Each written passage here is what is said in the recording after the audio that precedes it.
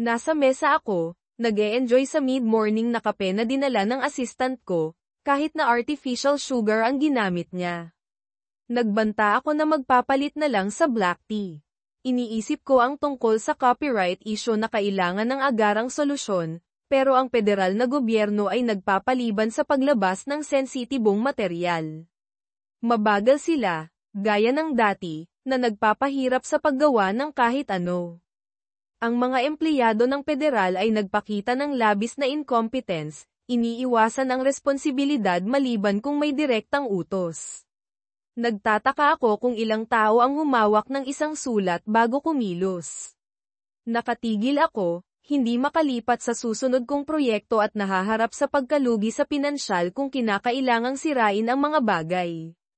Ang pag-usbong ng liberal na mga alalahanin ay nagpahirap sa mga simpleng bagay, binabago pa nga ang mga titulo ng trabaho.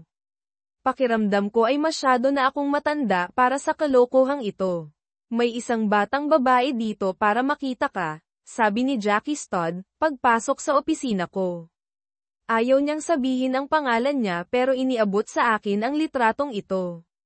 Habang tinitingnan ko ang litrato, napuno ako ng pangamba. Anak ng baka, naisip ko. Bakit ngayon? Ito ay litrato ni Sharon, ang ex ko, at ako sa araw ng kasal namin, na kinunan 18 taon na ang nakalipas. Ipinapaalala nito sa akin ang sakit, panloloko, at luha. Ipinapalagay ng mga tao na bumalik ako para magpagaling ng sugat, at tama sila. Noong panahong iyon, hindi ko naiintindihan ang pera o kapangyarihan, pero nagbago na ako simula noon. Tanungin mo siya kung siya si Susan o Sandra Press, sabi ko, inaabot kay Jackie ang isang USB drive sa isang Ziploc bag. Kung siya nga, ipakita mo sa kanya ang video dito. Kung gusto niya ng kopya, ibigay mo sa kanya ang lahat at ibalik mo sa akin ang orihinal. Bumalik ka pagkatapos, at sasagutin ko ang mga tanong mo. Sa edad na 42, niyakap ko ang pagiging binata. Ang maikli kong kasal kay Sharon Grace McCormack ay sum-iris sa tiwala ko. Ngayon kailangan itong paghirapan ng mga tao, na mahirap. Ako ay 6 feet 4 inches ang taas na may 38 inch na baywang, tumitimbang ng 200 pounds. Nagwo-workout ako sa gym sa loob ng 2 oras pagkatapos ng trabaho. Ang aking brownish-black na buhok ay bahagyang nagiging kulay abo, at napapalingon pa rin ako. Mayroon akong ilang casual na relasyon, ngunit ang kasal at pag-ibig ay hindi para sa akin. Mga 1 oras ang lumipas, bumalik si Jackie, na iniwang bukas ang pinto. Ipinaliwanag niya na ang batang babae ay mayroon pa ring maraming tanong. Umupo siya, na ang seryosong mukha ay nagpapakitang hindi siya aalis nang walang sagot. Tinitingnan ako gamit ang kanyang mga mata na kulay esmeralda, naghintay siya na magsalita ako. Alam mo ba kung sino sa kanila? Sandra, sagot niya. Sino siya, at bakit siya gulat na gulat? Umiyak siya, na nagsasabing, sinungalingan kami sa buong buhay namin. Kung tama ang puso ko, sinungalingan din siya. Si Sandra ay isa sa kambal na magkamukha. Ang clip na nakita mo ay ang huling salita ng kanyang ina sa akin bago ang aming unang pagdinig sa diborsyo, 7 buwan bago ipinanganak ang kambal. Nalaman ko ang tungkol sa kanila sa pamamagitan ng mga kaibigan at hindi ako naabisuhan na siya ay buntis. Ang iba pang mga bagay sa stick ay nagdedetalye kung ano ang mangyayari kung taken ko sila. Ang kanyang ama, noon ay nasa CIA, ay nagpatalsik sa akin sa FBI sa pamamagitan ng mga maling paratang dahil galit siya sa akin. Ang mga dokumento ay nagpapahiwatig na mayroong kontrata sa buhay ko kung makikialam ako sa kanila. Siya ay isang makapangyarihan at mapanganib na tao. Diniborsyo niya ako para pakasalan ang dating matalik kong kaibigan, na ilang buwan na niyang kinakasama. Sa pagkakaalam ko, siya ang kanilang tunay na ama. Paano niya ako natagpuan, at ano ang gusto niya? Natagpuan ni Sandra ang isang lumang larawan sa kanilang atak na may pangalan mo, ginugol ka sa Google, at nakilala ka. Natagpuan din niya ang orihinal na sertipiko ng kasal at mga papeles ng diborsyo. Sinubaybayan ka niya sa pamamagitan ng Facebook at iba pang mga paghahanap sa web. Dumating siya para maghanap ng bone marrow match para sa kanyang kambal, na nauubusan na ng oras. Bakit sa akin pupunta? Hindi ako ang kanilang ama. Walang katuturan, sagot ko. Ang kanyang ina ay kasama ang kanyang ama mga buwan bago ko siya nakilala.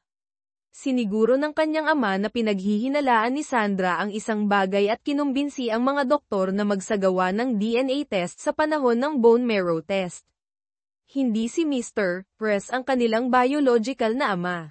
Ano sa tingin mo? Ang ekspresyon ni Jackie ay naging isang malaking ngiti habang nabubuo ang mga luha sa aking mga mata.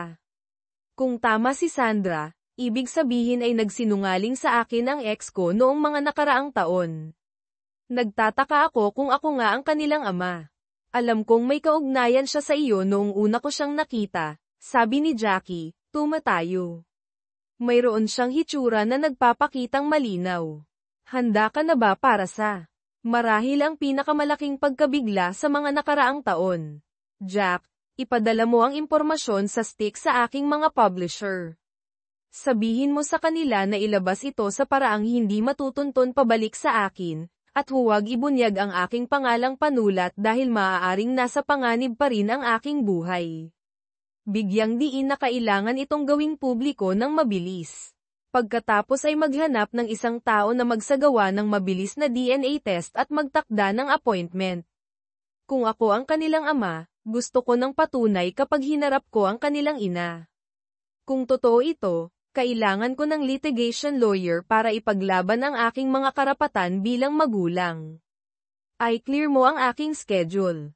Kailangan kong pumunta sa ospital ni Susan ASAP, sabi ko. Ngayon na, Sandra, pumasok ka at magpakilala, tawag ni Jackie. Pumasok si Sandra, at sa sandaling nakita ko siya, alam ko na. Kamukha niya ang aking nakababatang kapatid na babae noong 16 siya. Nabulunan ako, napuno ng emosyon. Sabay kaming umiyak ni Sandra.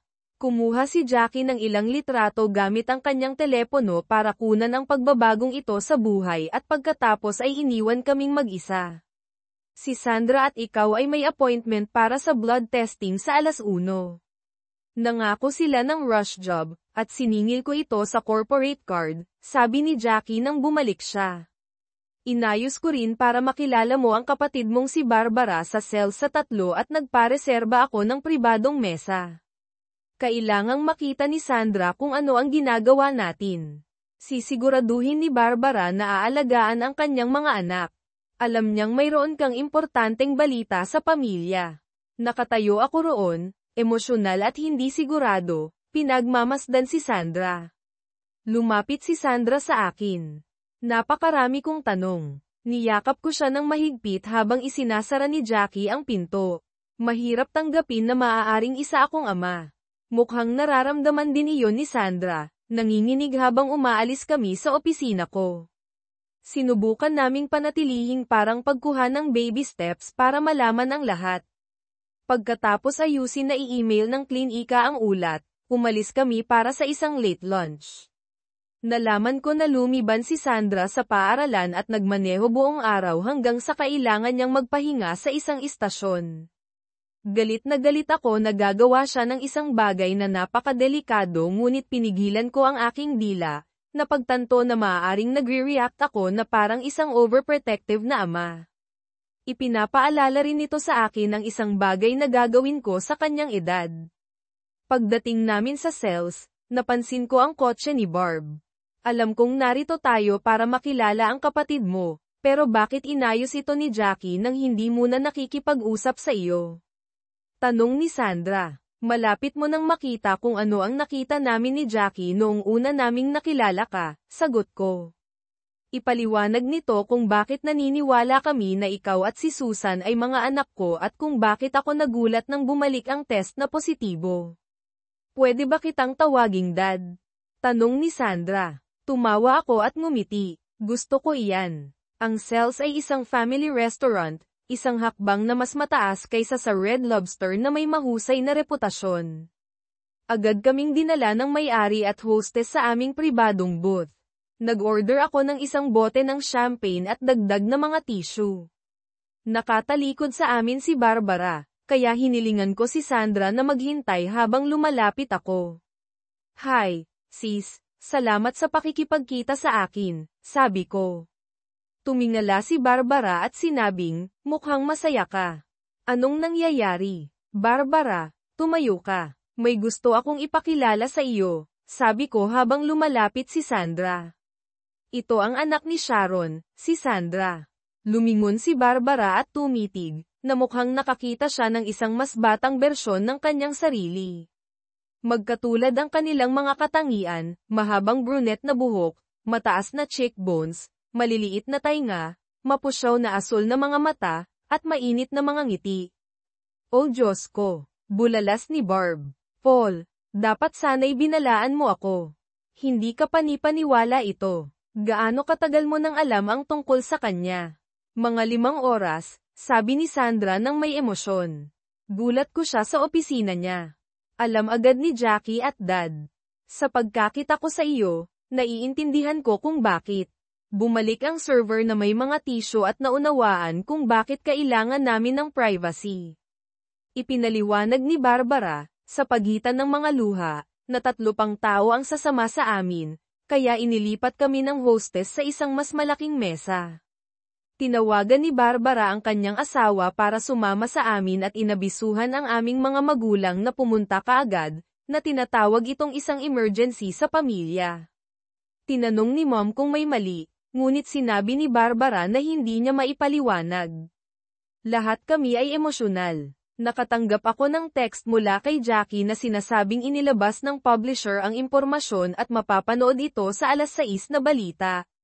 Kapapanatag pa lang namin pagkatapos ng aming unang baso ng champagne nang dumating ang asawa ni Barb at ang aking mga magulang.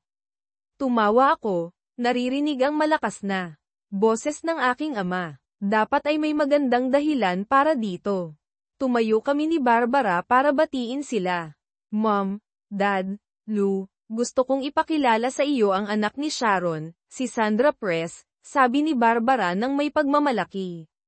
Agad na nakilala ng aking ina ang pagkakahawig at malawak na ngumiti, na puno ng pagmamalaki. Sa wakas ay nagkaroon siya ng apo na babae na palagi niyang gusto. Natigilan ng aking ama, hindi makapagsalita kahit isang beses. Nang sa wakas ay nagsalita siya, sinabi niya, nakikita ko ito, ngunit mahirap paniwalaan.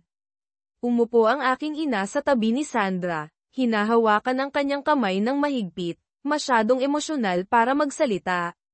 Nag-order ang aking ama ng 2 pang bote ng champagne, nakitang-kita ang kanyang pagmamalaki. Matapos mapuno ang aming mga baso, tumayo ako kasama ang akin. Kailangan kong magpaliwanag, sabi ko, habang nagsimulang mag-record si Sandra gamit ang aking telepono. Ibinahagi ko kung paano kami nagkita at kung ano ang nangyari noong araw na iyon. Pagkatapos ay tumayo ang aking ama. Sandra, hindi namin kailangan ng DNA test para kumpirmahin ang alam na namin. Maligayang pagdating sa aming pamilya. Mayroon kang 2 pang tiyahin na makikilala sa lalong madaling panahon. Ipinapangako namin sa iyo na palagi mong ituturing ang pamilyang ito na iyong tahanan. Kinuha ni Sandra ang telepono at nagsalita. Pumunta ako rito para hanapin ang katotohanan, hindi alam kung ano ang matatagpuan ko. Binago ng araw na ito ang lahat para kay Dad at sa akin. Hindi namin alam hanggang ngayon. Ang pakikipagkita kay Aunt Barb ay nagpakita sa akin kung ano ang walang pasubaling pag-ibig.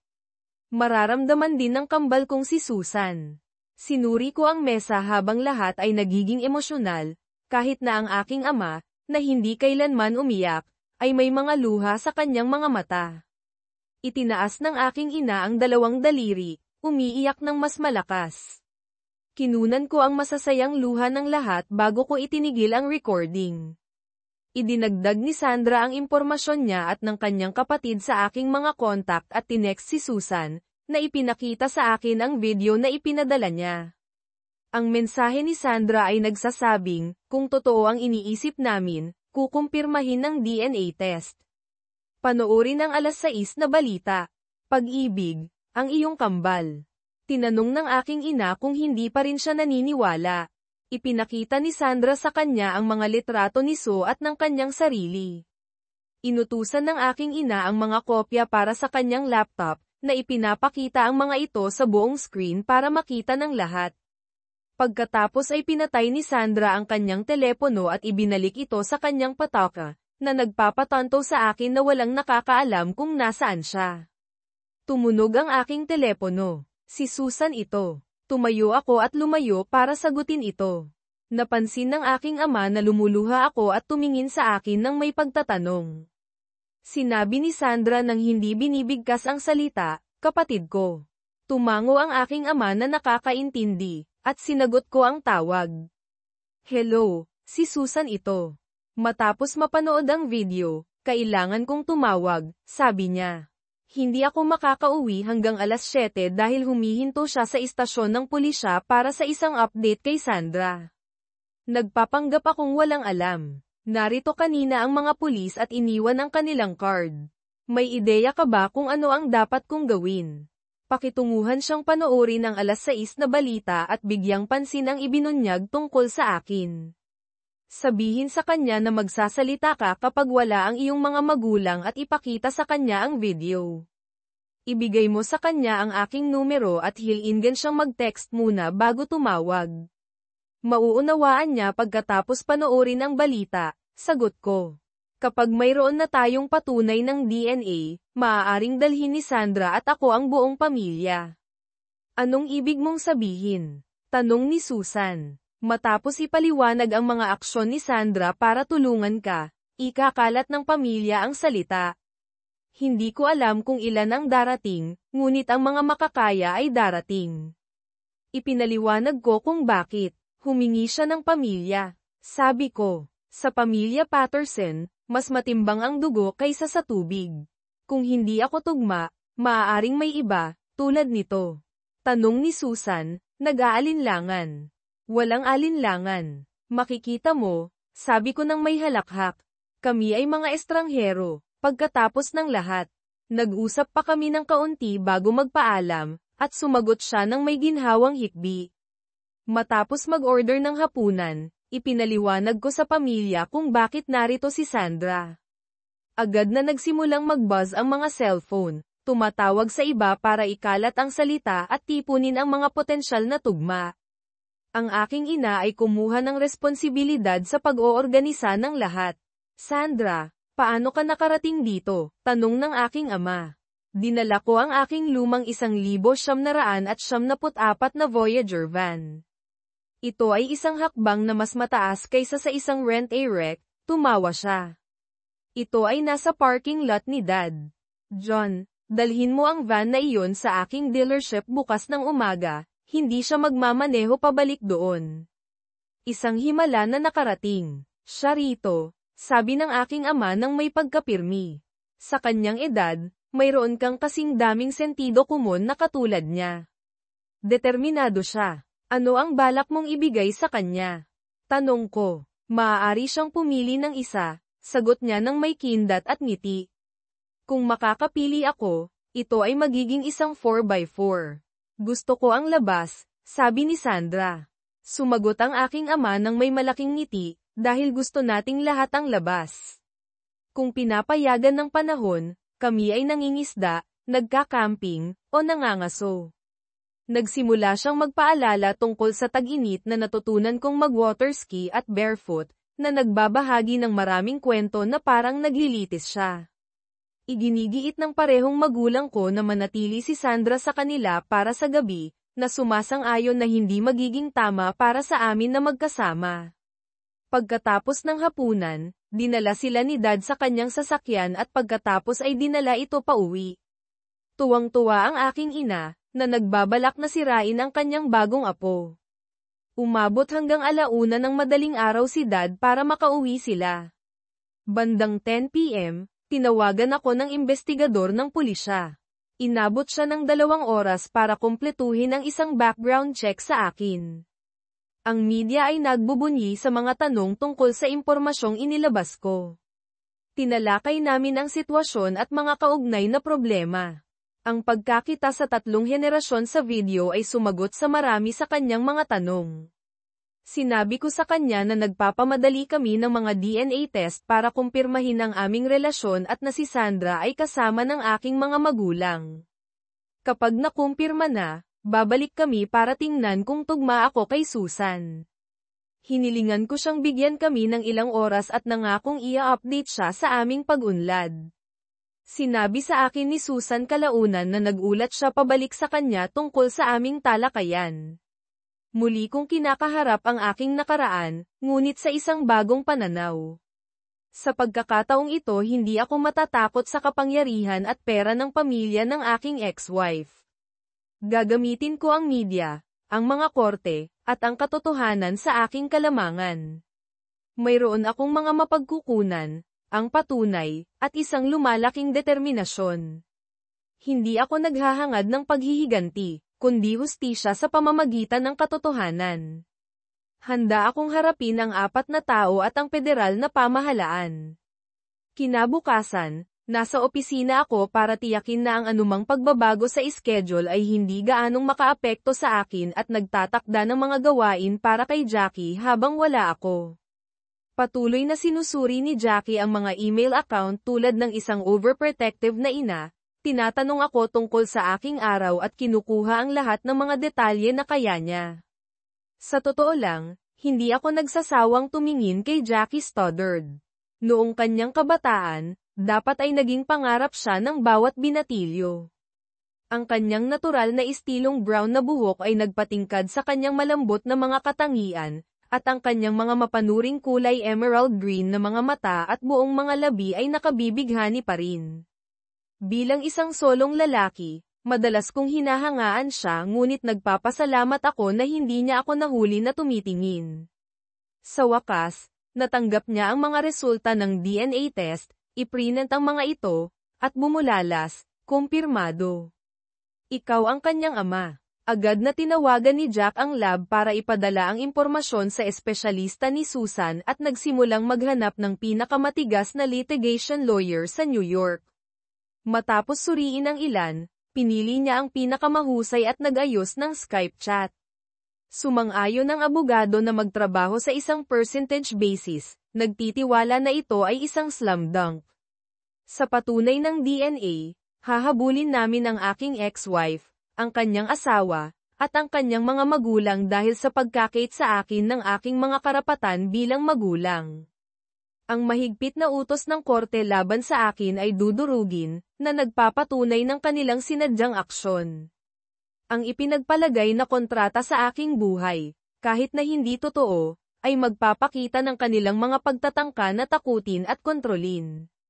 Nakita ng abogado ang potensyal para sa isang malaking kaso, kahit na bago pa man kasangkot ang gobyerno. Sinabi ko kay Jackie na ipadala ang isang kulay abo at nababalutan ng alikabok na kahon mula sa safe sa aking bagong abogado. Naglalaman ito ng legal na patunay na sinubukan ng ama ni Sharon na sirain ang aking karera at kasal. Inabot ng maraming taon upang kolektahin ang ebidensyang ito sa pamamagitan ng iba't ibang antas ng pamahalaan.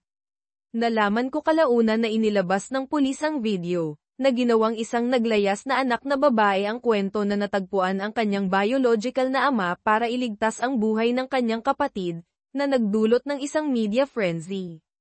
Mom, kumpirmado. Sabi ko sa telepono. Ako ay isang ama, 2 beses pa. Salamat sa Diyos. Maging handa nang umalis bukas ng 7 a.m. mula sa Carlot. Ikakalat ko ang balita. Tinawagan mo na ba ang iyong mga anak? Tanong ni Mom. Nasa daan na kami ngayon, nagmamaneho ng isang fully loaded 2 taong gulang na Ford Explorer. Papuntang Igo, New York. Pinangunahan kami ni Sandra at ako, kasama ang aking mga magulang sa isang tourbus at 33 iba pang sasakyan na sumusunod. Papunta na ang tribo nang tumunog ang aking telepono. Sinagot ni Sandra at inilagay sa speaker. Sinusubaybayan ka ng CNN, sabi ni Susan matapos ang aming pagbati. Mayroong isang tourbus na may karatula na nagsasabing darating na ang mga Carlsen. Isa sa 141 ang dapat na tugma. Well, Mayroon kaming DNA test na nagpapatunay na siya ang aming ama.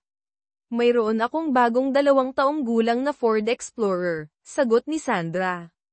Sabi ni Dad kung makumpirma, maraming pamilya ang darating, pero hindi ko inasahan ito, paliwanag ni Susan. Binigyan ako nito ng bagong pag-asa. Hindi ko akalain na hindi ko maalala na ganito ako kasaya. Ipinamalita ng pamilya ni Dad, at nagsilabasan ang mga tao. Marami akong nakilalang kamag-anak kaninang umaga, kakailanganin ng maraming pagpapakilala para maalala ang kanilang mga pangalan. Nakilala ko ang una, pangalawa, at kahit pangatlong pinsan. Ipinagmamalaki ko ito. Gusto kong palitan ang apelyido ko sa Carlsen, pahayag ni Sandra.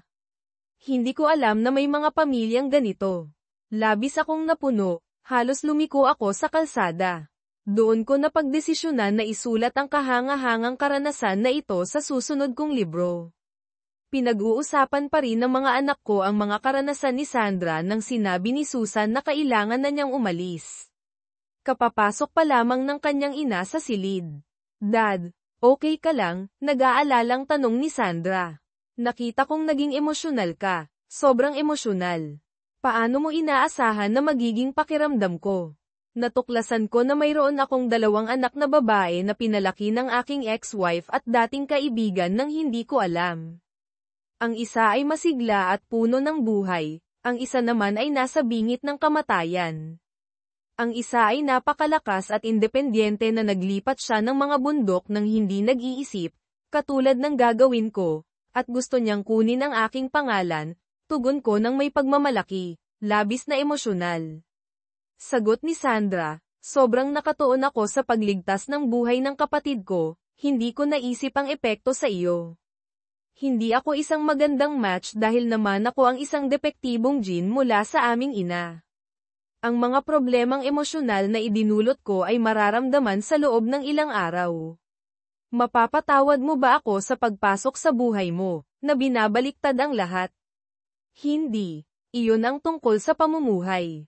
Binigyan mo ang lahat ng isa pang taong mamahalin.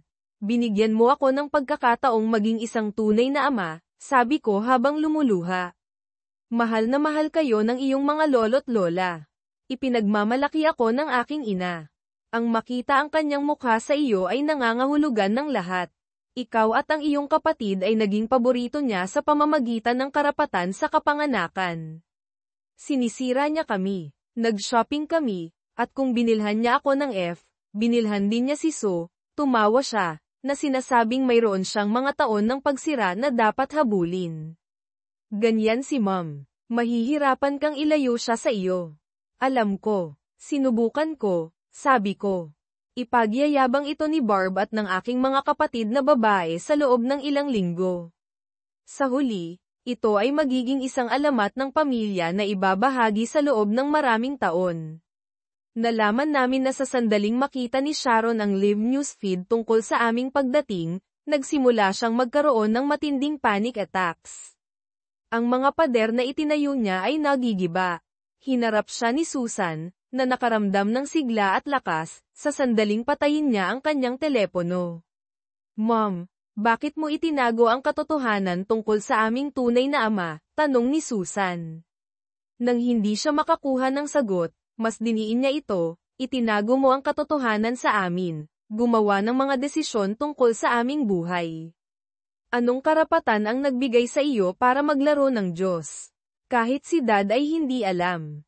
Kung hindi nalaman ni Sandra ang tungkol sa kanya at hinanap ang katotohanan, hahayaan mo ba akong mamatay? Walang sagot si Sharon, hindi inaasahan na lalabas ang katotohanan. Kinamumuhian ng kanyang ama si Paul mula sa simula at ginawa ang lahat para itaboy siya. Sa kabutihang palad, pumasok ang doktor ni Susan sa sandaling iyon. Nakatanggap kami ng DNA mula sa isang lalaking hindi namin kilala, na nagpapatunay na siya ang biological na ama ni Susan.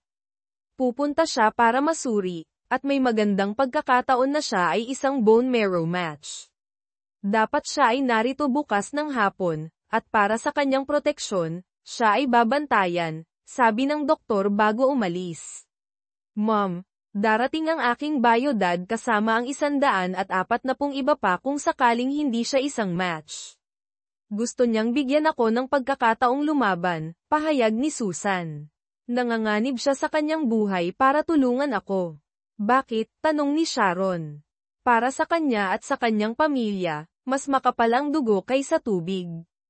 Bagamat estranghero ako sa kanila, ako ay pamilya, at ang pamilya ang nauuna, sagot niya. Kailangan mong malaman na kamukha namin ang ina ng aming tunay na ama. Panoorin mo ang video na ito. Nagpapatunay ito ng lahat. Pinanood ni Sharon ang video ng pagkikita ng aking pamilya kay Sandra. Walang alinlangan na ang tatlong henerasyon ay nagbahagi ng parehong mukha. Hindi na niya maitatanggi ang katotohanan. Mayroon ng ebidensya ang kanyang mga anak na babae, at bumabaliktad ang mga aksyon niya at ng kanyang asawa. Pagkatapos ay may isang lalaki na lumitaw sa pasukan ng silid ni Susan na humihingi kay Sharon. Nang aminin niya na siya si Sharon Press, inabutan siya nito ng malaking legal na sobre, na nagsasabing, "You have been served." Napaluhod si Sharon, umiiyak. Si Susan, galit na galit, ay walang awa. "Mom, bakit naglagay si Grandpa ng kontrata sa buhay ng aking biodad?" Tanong ni Susan. Alam na hindi siya makakakuha ng sagot. Kakaalis lang ni Arnold Franklin Press sa isang corporate meeting. Habang naglalakad siya sa hallway, inabutan siya ng mga legal na papeles. Naupo siya sa reception area para basahin ang mga ito. Ang unang dokumento ay isang demanda laban sa kanya at sa kanyang asawa dahil sa pagkakait kay Paul ng kanyang mga legal na karapatan bilang ama ng kanyang mga anak na babae. Ang pangalawa ay laban sa kanyang mga in-laws at sa kanyang sarili, na inaakusahan sila ng pagsasabuatan para sirain ang kasal at karera ni Paul. Malinaw na naghahanap ng paghihiganti si Paul, na hinihingi ang nag-iisang kustodiya ng kanyang mga anak na babae. Ikinatwiran niya na kung hindi siya natagpuan ni Sandra, hindi niya malalaman ang tungkol sa kanila. Nag-claim siya ng moral abandonment, na nagmumungkahi na hahayaan nina Sharon at Arnold na mamatay si Susan para panatilihin ang kanilang mga lihim. Mahirap patunayan ang kabaligtaran sa korte, dahil sa media coverage. Naalala ni Arnold noong sila ni Paul ay mga roommate sa unibersidad at mga kalaro sa football. Pareho silang nanligaw kay Sharon, ngunit nakuha siya ni Paul. Si Arnold pa nga ang naging best man sa kanilang kasal. Gayunpaman, hindi kailanman sinang-ayunan ng ama ni Sharon si Paul dahil sa kanyang background. Kinumbinsi niya si Arnold na ligawan si Sharon, at sumang-ayon si Arnold, sa impluwensya ng kanyang ama. Pinanatiling abala si Paul sa mga FBI assignments, na iniiwan sina Sharon at Arnold na magkasama. Sa kalaunan, naging magkasintahan sina Sharon at Arnold habang si Paul ay undercover sa loob ng 2 buwan. Hindi alam ni Sharon na siya ay buntis, akala niya ang kanyang mga missed periods ay dahil sa stress. Tuwang-tuwa, nakita ng kanyang ama na naghain kaagad si Paul ng diborsyo. Nang ipanganak ang kambal, alam nila na si Paul ang ama, ngunit naipaalis na ng kanyang ama si Paul sa trabaho sa pamamagitan ng mga maling paratang. Inabot ng 4 na taon bago nalinis ni Paul ang kanyang pangalan, kung saan umalis siya sa lugar na kahihiyan. Samantala, nagpakasal sina Sharon at Arnold at nagkaroon ng 2 anak na lalaki.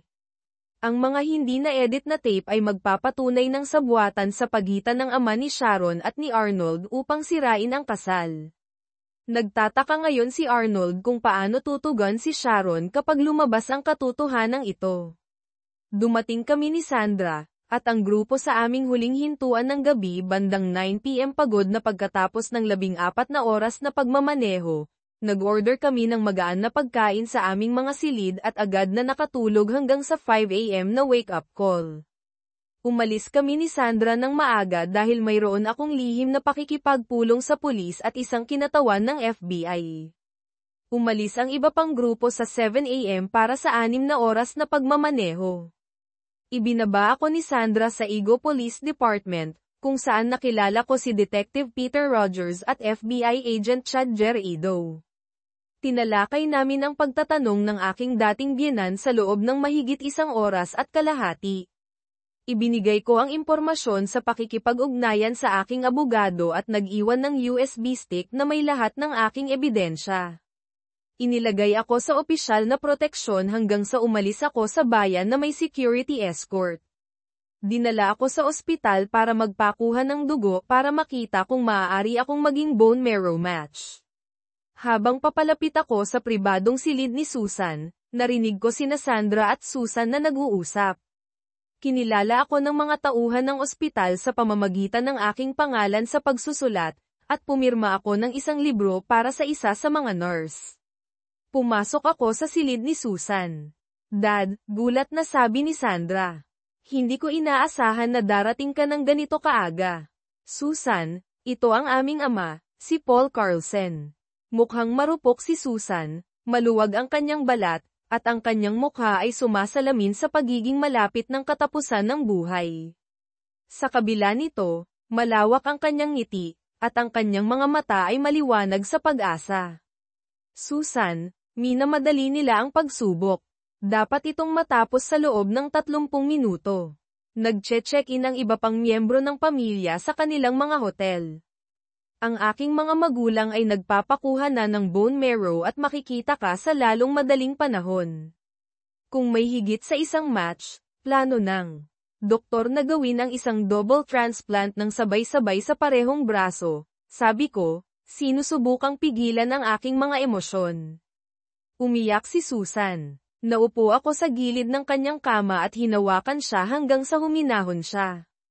Kumuha si Sandra ng litrato naming dalawa na umiiyak ng mga luha ng kagalakan at kaganhawahan. Nagliliwanag siya sa pagmamalaki, at tama lang. Napagtanto ko kung gaano karami ang nagawa niya, at labis akong napuno nang makita ang aking dalawang anak na babae na magkasama sa unang pagkakataon. Lola, Lolo, pumasok kayo at makilala ang kapatid ko, sabi ni Sandra. Kaming 5 ay nag-usap ng mahigit 1 oras hanggang sa pumasok ang doktor ni Susan, na nakangiti. Ang aking ina at ako ay perpektong match para kay Susan, sabi ni Dr. Proctor. Tinanong kung handa na kaming mag-check-in para sa operasyon sa 6 AM kinabukasan, pareho kaming sumang-ayon. Bamulong ang aking ama, salamat sa Diyos. Nanalangin kami para sa isang himala sa buong paglalakbay. Hindi mo ba kailangan ang pahintulot ng aking mga magulang? Tanong ni Susan. Karaniwan, oo. Ngunit nakatanggap kami ng court order ngayong umaga, salamat kay Mr. Carlsen.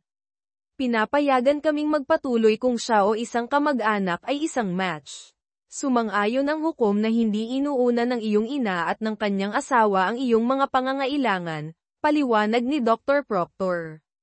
Sasakupin ni Mr. Carlsen ang lahat ng gastos na hindi sakop ng insurance. Ngumiti si Sandra. Hindi ako nagulat, sis.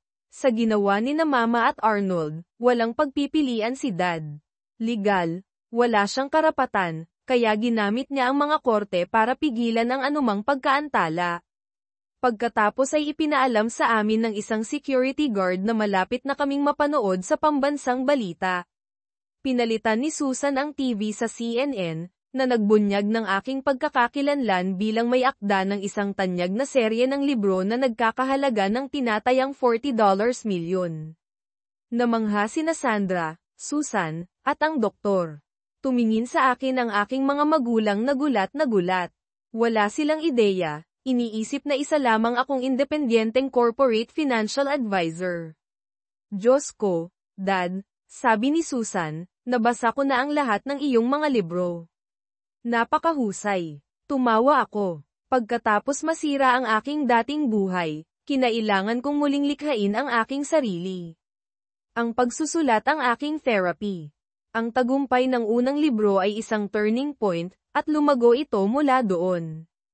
Pinananatili kong napapanahon ang aking mga libro, na ibinubunyag ang hilaw na katotohanan tungkol sa mga sitwasyon sa mundo, pananaw ng lipunan, at moralidad, gusto man ito ng mga tao o hindi. Sa unang pagkakataon sa loob ng 15 taon, nag-check-in ako sa isang ospital kasama ang aking ina. Gusto ng aking bagong anak na babae na makasama ako sa isang silid, ngunit hindi ito pinapayagan ng seguridad ng ospital. Ginugol ni Sandra ang gabi sa pagtakbo sa pagitan ng tatlong magkakaibang silid. Tinawagan ng aking ama ang ilang kamag-anak para i-update sila. Hindi natuwa sina Sharon at Arnold nang dumating sila pagkatapos ng trabaho.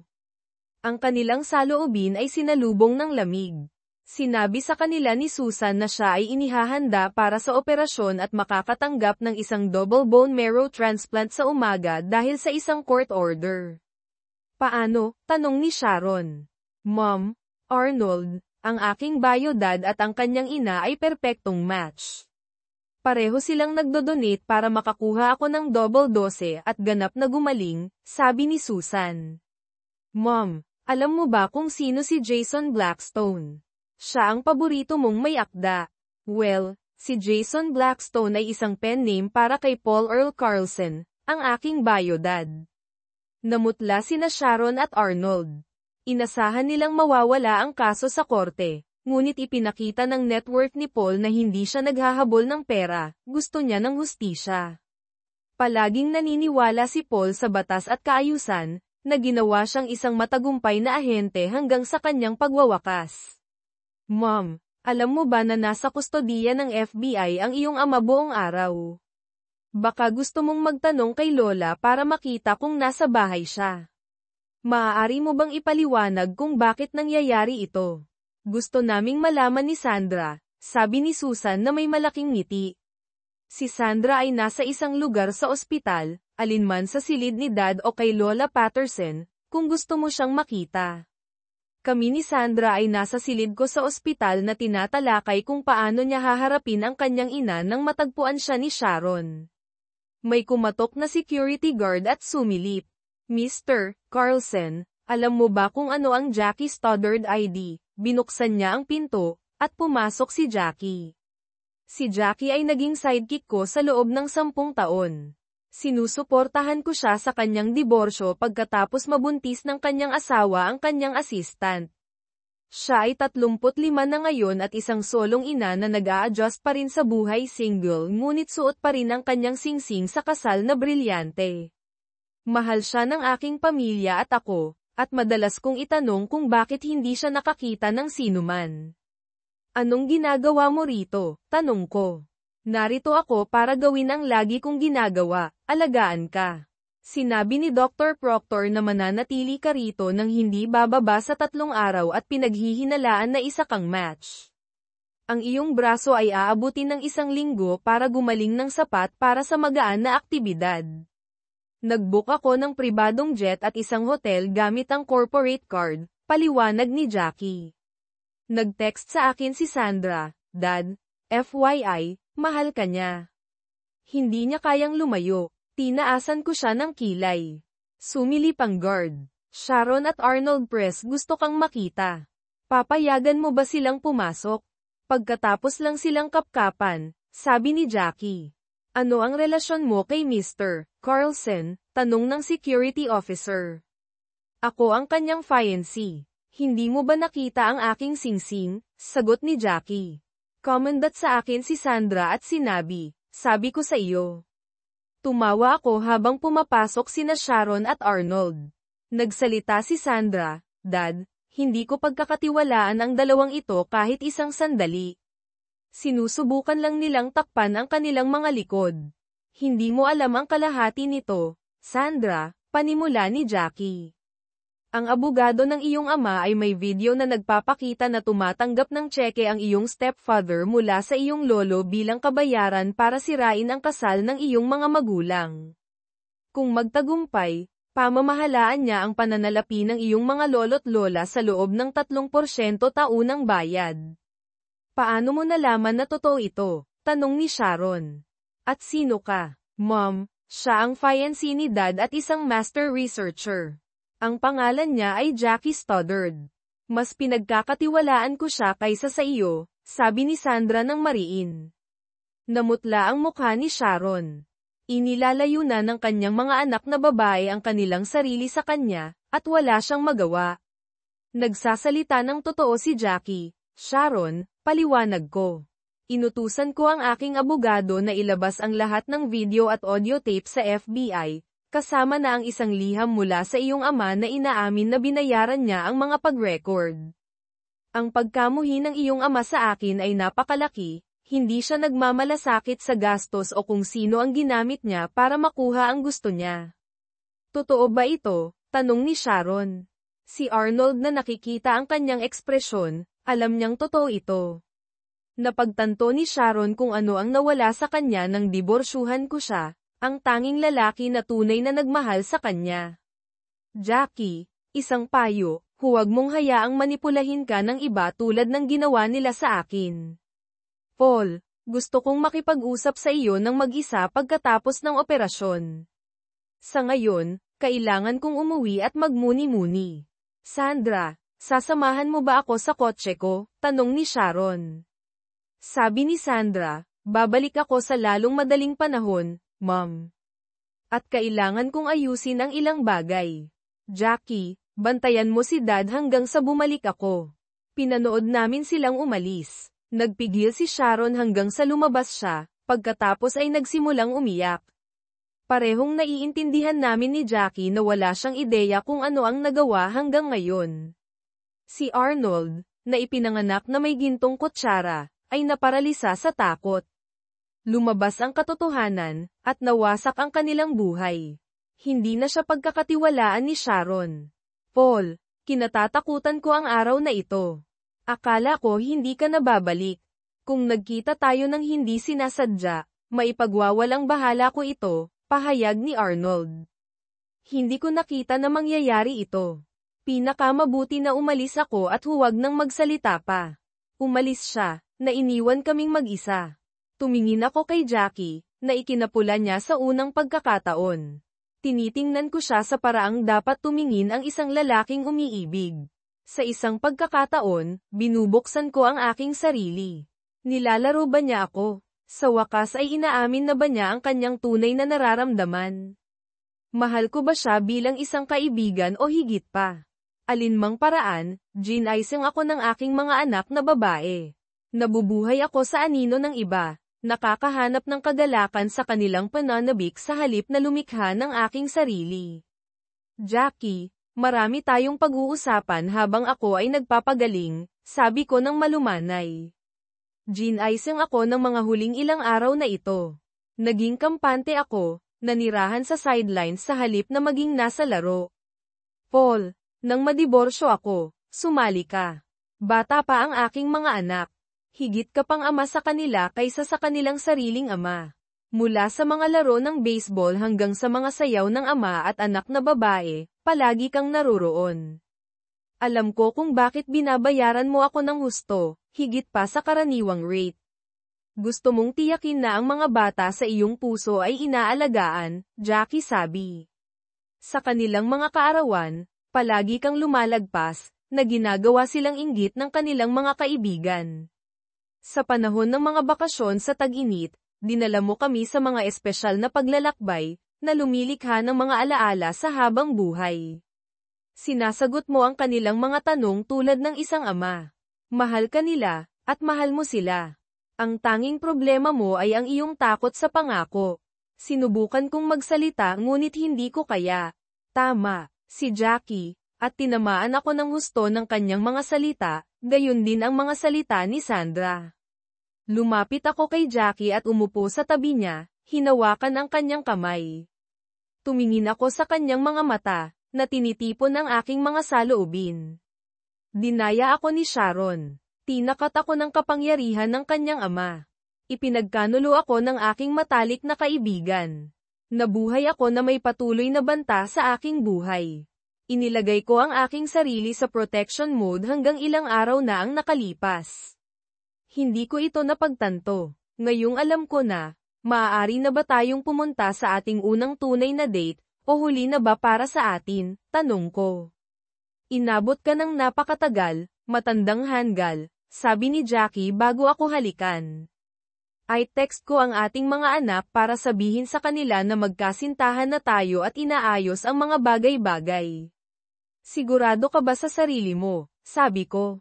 Tinext ko si Sandra, Pinasalamatan siya at tinanong kung okay lang ba ang lahat. Sumagot si Sandra, hindi alam ni nanay na tinatamaan siya ng husto. Hindi na babalik ngayong gabi. Ipaalam mo kay Susan. Umakyat kami ni Jackie sa kwarto ni Susan. Pagkatapos ipakilala si Jackie bilang girlfriend ko, sinabi namin sa kanya ang nangyari kanina at ipinakita ang text ni Sandra. Katatapos lang namin nang pumasok ang kapatid kong si Barbara. Kinailangan ko lang siyang makilala, sabi ni Barbara. Jackie, anong ginagawa mo dito? Gusto kong sabihin ang isang bagay, pero nalaman na ni Barb. Nakuha rin niya, di ba? Sabi niya nang nakangiti. Tagal din. Susan, ito ang tita Barbara mo, at ang lalaking pumapasok ay ang tito Lou mo, asawa ni Barbara, sabi ko. Malalaman mo rin na sinasabi namin ang nasa isip namin, gusto mo man o hindi. Nagpaalam ako at pumunta sa nurses station, tinext si Sandra para itanong kung anong pizza ang gusto ni Susan. Sumagot siya na gusto ni Susan ang lahat maliban sa anchovies. Nag-order ako ng 3 extra large pizza at 3 2-liter na cola para sa mabilis na delivery. Tinawagan ko rin si tatay, pinapunta si nanay sa loob ng 30 minuto para sa pizza party. Sinira namin ang patakaran na bawal kumain sa loob ng 8 oras pero nasobrahan kami. Pumasok ang head nurse para pakalmayan kami pero umalis na may hiwa ng pizza. Maya-maya, pinahinto niya ako at sinabi, ang mga ginawa mo ay nagpagan sa kalooban ng buong floor. Hindi ako makakapagpasalamat ng sapat. 4:00 ng madaling araw, dinala nila ako at si nanay para ihanda sa operasyon. Sinuportahan namin ang isa't isa hanggang sa I-will kami papasok. Gising ako hanggang sa tumalab ang gamot. Nang magising ako, tapos na. Ngayon ay dumating ang paghihintay at pagdarasal. Sinabi ni Dr. Proctor sa lahat na naging maayos ang bone marrow transfer, pero aabutin ng ilang oras para makita kung gumana. Nang marinig ito, nagsimula nang maghanda ang karamihan sa pamilya para umuwi. Jackie, sabi ko, ang pinakamasamang pasyente, pero hindi ako may sakit, sagot ko. Para kang toro sa tindahan ng porselana, impatient, unruly, at miserable.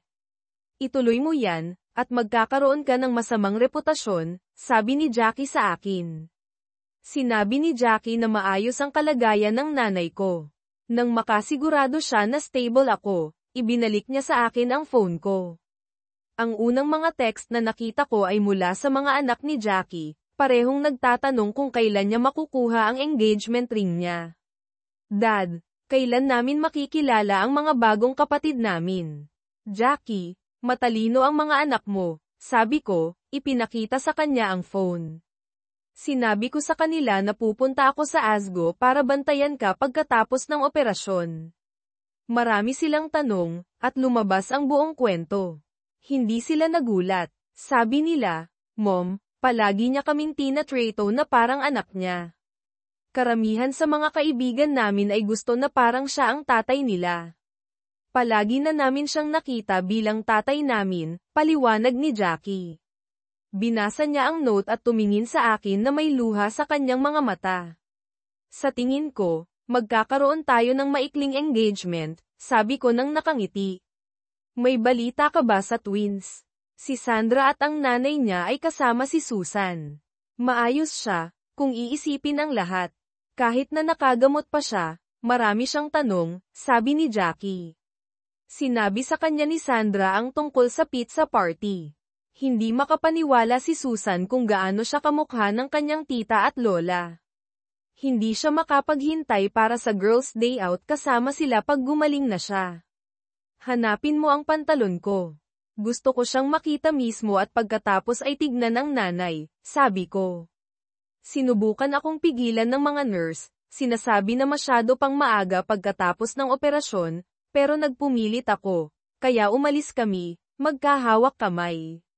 Nakakagulat, manageable ang sakit ko. Napansin agad namin ni Jackie ang paggaling ni Susan. Mas maganda ang kutis niya, at halos maiyak ako sa kislap sa kanyang mga mata. Sino sina Tammy at Timothy Stoddard? Tanong ni Sandra. Ang mga anak ko, edad 13 at 11. Bakit? Sagot ni Jackie. Nakakuha ako ng Facebook friend request mula sa kanila ngayong umaga. Ganon din si Susan, sabi ni Sandra. Kailangan ninyong basahin ang ipinadala nila sa akin, sabi ko, ibinigay kay Sandra ang phone ko. Binasa niya ito, ngumiti, at ipinasa kay Susan. Gusto ko itong ibalik para idagdag ang mga numero nila sa aking mga contact, sabi ko. Pagkatapos ay tinanong ni Sharon kung pwede niya akong makausap ng pribado, kaya pumunta kami sa waiting room. Paul, nagkaroon ako ng mahabang usapan kasama ang nanay ko kagabi. Inamin niya na naalala niya ang galit ni tatay sa'yo pero hindi niya inasahan ito. Gusto ng mga anak ko na tapusin ang school year dito at pagkatapos ay tumira sa'yo. Gusto nilang palitan ang apelyido nila sa'yo at nararamdaman nila na hindi mapapatawad ang ginawa namin ni Arnold, sabi ni Sharon. Hindi ko sila kayang kontrahin. Nilinaw nila na pupunta sila sa korte kung tatanggihan ko. Hindi na nila ako pinagkakatiwalaan, at hindi ko sila masisisi. Papayagan mo ba silang pumunta? Alam mo ang pamilya ko. Hindi nila ako papayagang tumanggi, kahit anong maramdaman ko. Malugod ko silang tatanggapin, ganon din si Jackie. Kakailanganin lang namin ng mas malaking lugar. Aalisin ko ang kaso laban sa'yo kung papayag ka sa joint custody, sagot ko. Itutuloy pa rin ang kaso laban sa iba pang miyembro ng pamilya mo. Sapat na ang edad ng twins para magdesisyon sa iba pa. Pumayag si Sharon sa joint custody. Inalok kong bayaran ang pagpapalit ng pangalan nila, pero tumanggi siya. Bumalik kami sa kwarto ni Susan. Pinagmasdan kami ng mga babae ng mabuti.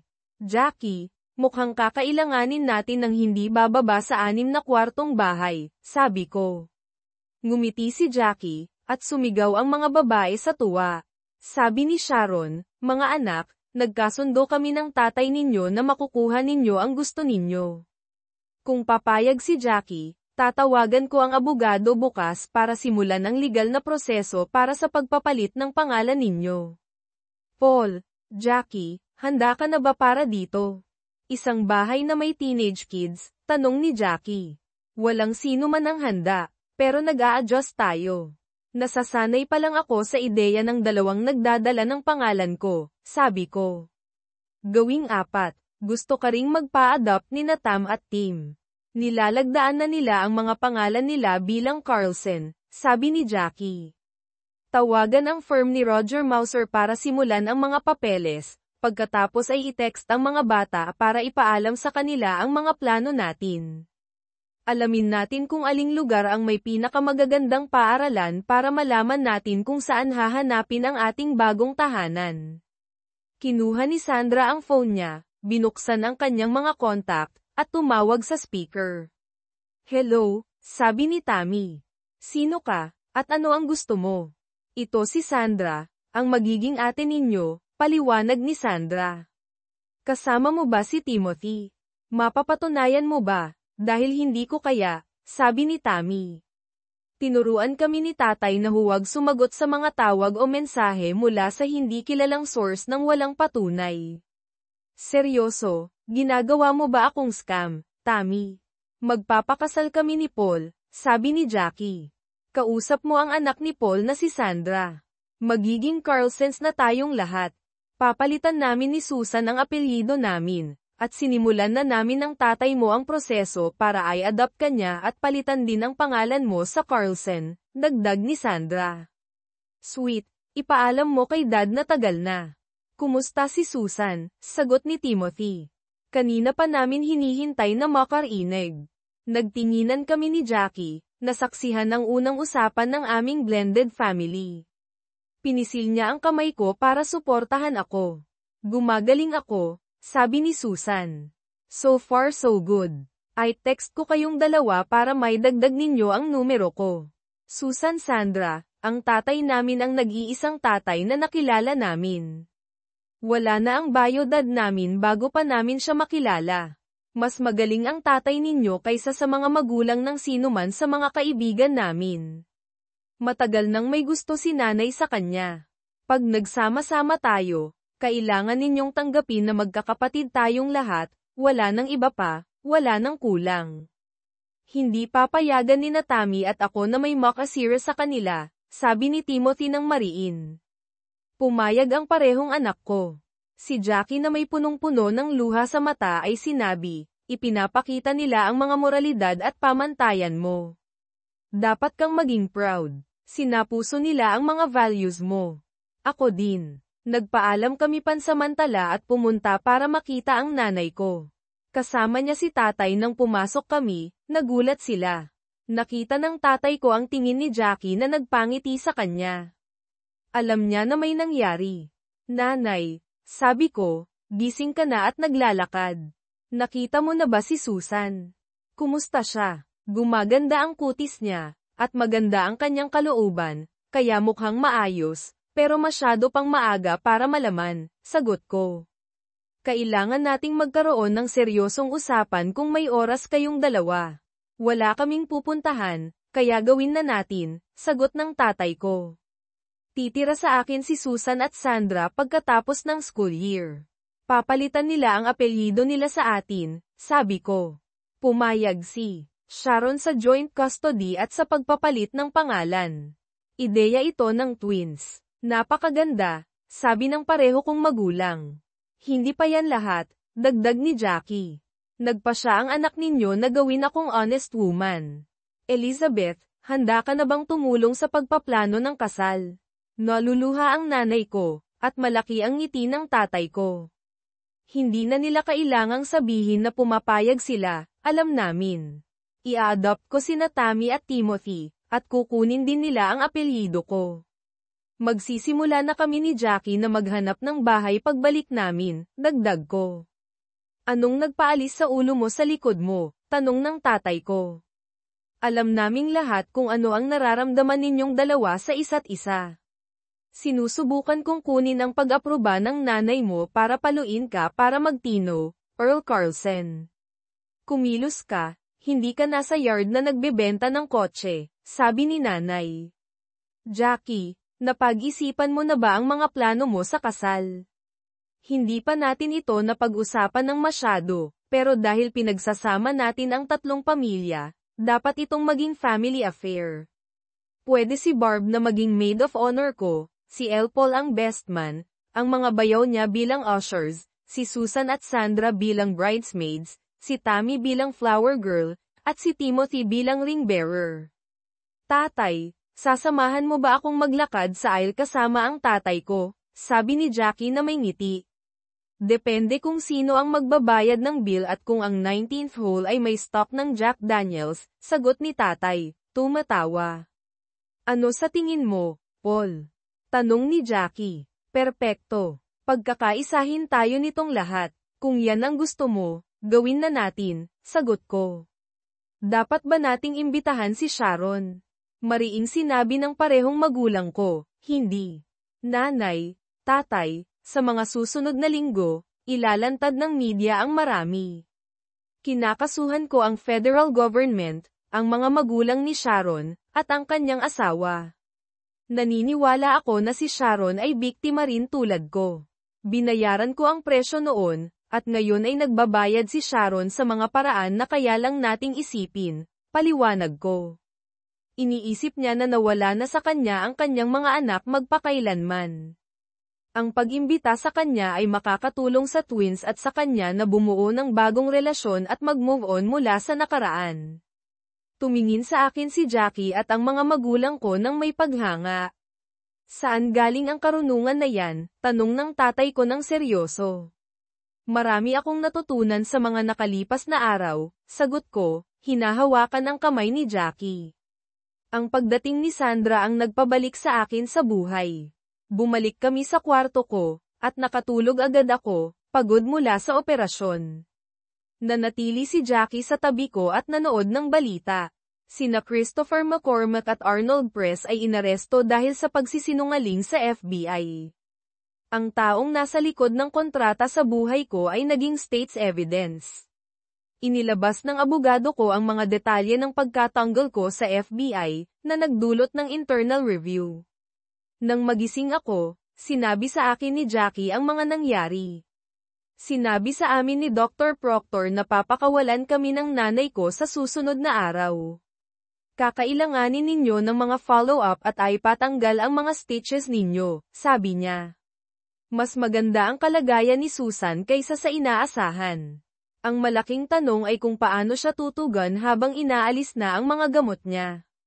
Kinausap namin ang mga magulang ko, na nagpasya na huwag umalis sa lungsod hanggang sa maging maayos ang kalagayan ni Susan.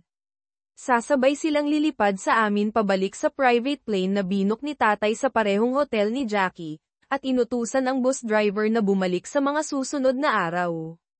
Inilantad ng media ang panlilinlang, paninira sa likod, at mga political deal na sumire sa aking kasal at career. Gumugol sila ng isang araw na tinatalakay kung paano manipulahin ng tatay ni Sharon siya para maniwala sa mga chismis at kasinungalingan. Publicly na pinag-usapan si Sharon na parang palaka. Pupunta kami ni Jackie para bisitahin si Susan sa huling pagkakataon bago umuwi. May pagmamalaking sinabi ni Dr. Proctor na nasa daan siya tungo sa ganap na paggaling.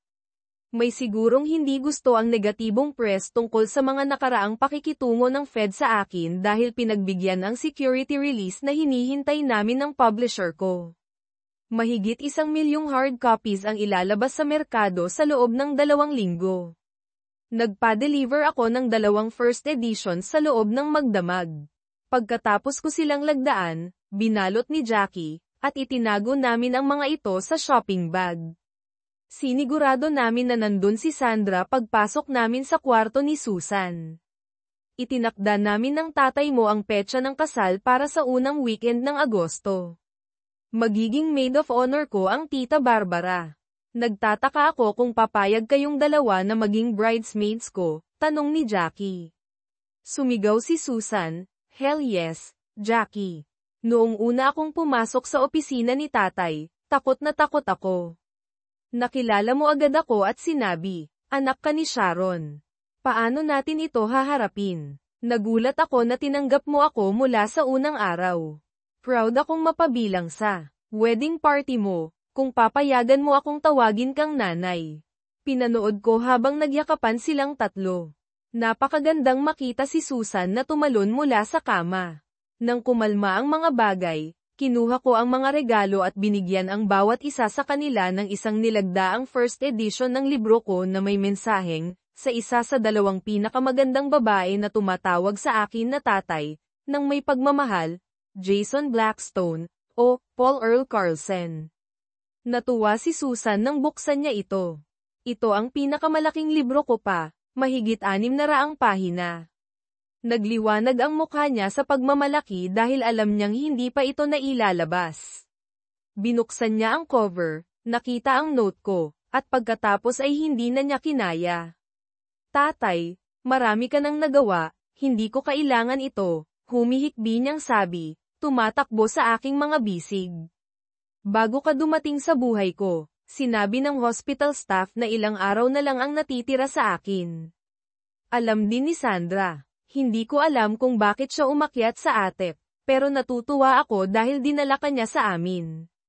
Niyakap niya ako ng mahigpit, at pinanood kami ni Sandra sa loob ng ilang segundo. Tatay, dapat mong malaman na naniniwala si Dr. Proctor na kung isang transplant lang ang nakuha ni Susan, hindi ito gagana. Ang double transplant ang nagpagulat sa kanyang katawan para tumugon.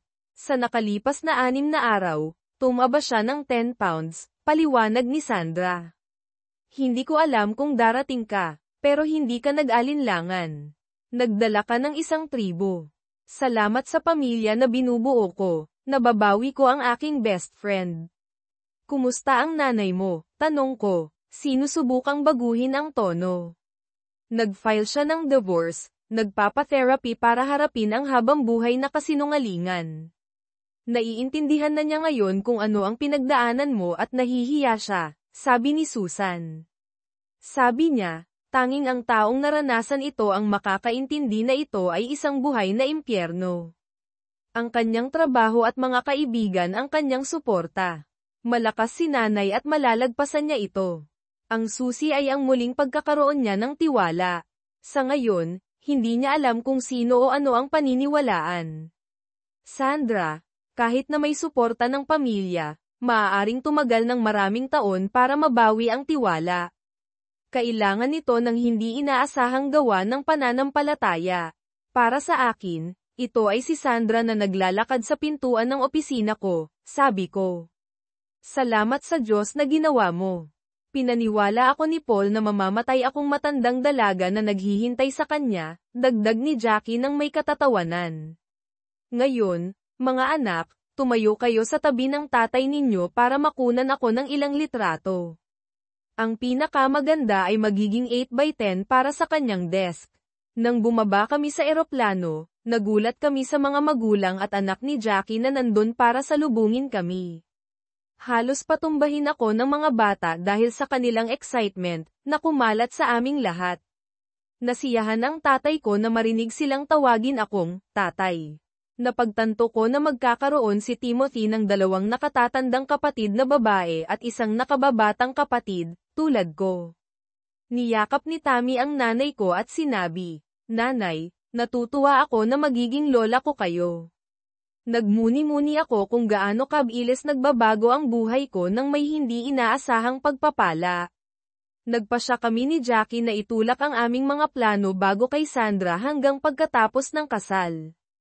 Alam ni Jackie ang mga pangangailangan namin, kaya hinayaan ko siyang maghanap ng bagong tahanan. Nagbigay ito sa akin ng oras para isulat ang aking unang fiction book. Ang mga naunang gawa ko ay naglantad ng katiwalian at cover-ups. Nakipag-ugnayan kami sa twins, at nakahanap si Jackie ng isang 20-acre na property na may barn na kailangang ayusin. Gumaganda ang kalagayan ni Susan at bumalik sa paaralan ng part-time.